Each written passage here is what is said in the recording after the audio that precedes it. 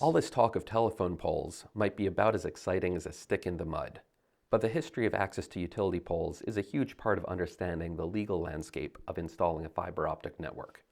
In 1843, telephone poles, then known as telegraph poles, were first used by Samuel Morse. Morse had gone to Congress and demonstrated an early version of the telegraph, asking for support to build out an entire telegraph network. He was awarded permission and $30,000 for the project and began building between Washington, D.C. and Baltimore, Maryland, a distance of about 40 miles. Morse started by burying the wires for his telegraph, protected by lead pipes underground. But a year into the project, he realized two things. First, he was running out of money, and second, the lead pipes weren't protecting the wires from being damaged. A friend suggested that Morse try running the wires along telegraph poles instead of burying them, thinking that this would be faster, cheaper, and a safer way for the wires if it was built this way. Morse took the suggestion and created a working telegraph network between the two cities.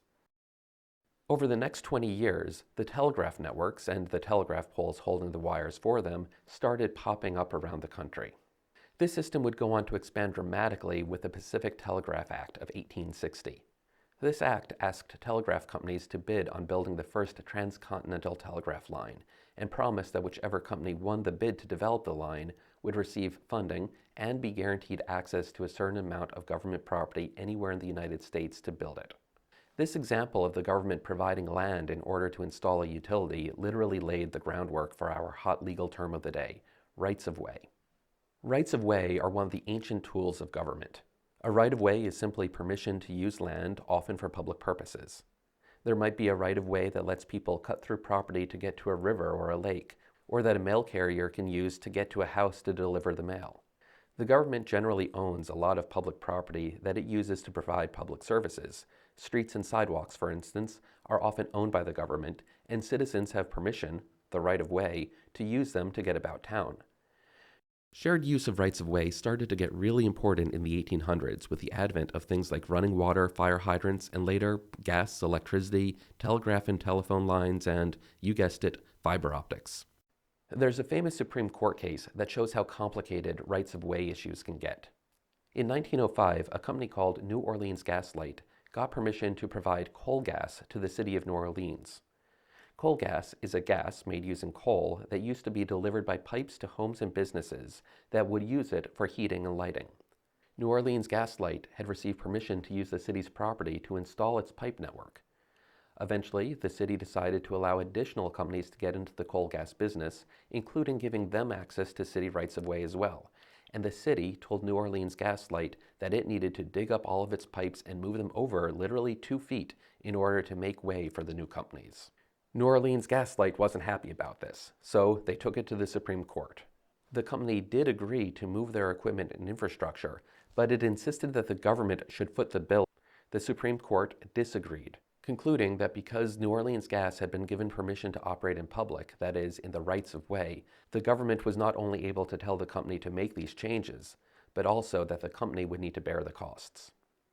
1905 and coal gas might seem like ancient history, but the same basic idea is a huge issue for companies installing fiber optics and other infrastructure today.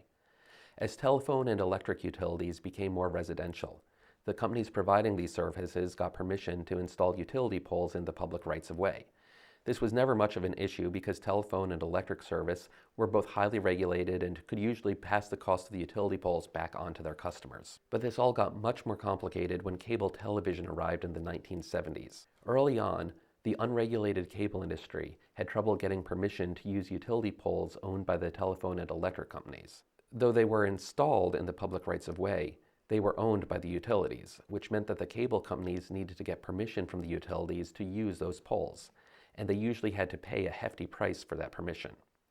In 1978, Congress stepped in with the Pole Attachment Act, which guaranteed cable companies access to utility poles and required the Federal Communications Commission to establish rates for that access. And, just as in the New Orleans Gas Light case, this set the stage for nasty fights over, you guessed it, money. A typical utility pole can cost $3,000 or more to install. If these are spaced anywhere from 100 to 300 feet apart, or about 25 every mile, you're going to be at $75,000 per mile just for utility poles. All said, the cost of utility poles alone can make up 30% or more of the cost of building a new network. This means that charging the right amount for access to these poles is crucial, and it means that changing the amount that you charge is going to hurt other businesses, possibly a lot. This can be the difference between a new provider being able to install new service at all, or if the existing service providers need to incur costs to make space for the new company, it can mean rates going up for all of those companies' existing users. Even though rights-of-way and other legal necessities can complicate balancing the economics and legality of creating new infrastructure, the result of a job well done is a pretty cost-effective way to provide us with some of the most wonderful resources modern society has to offer.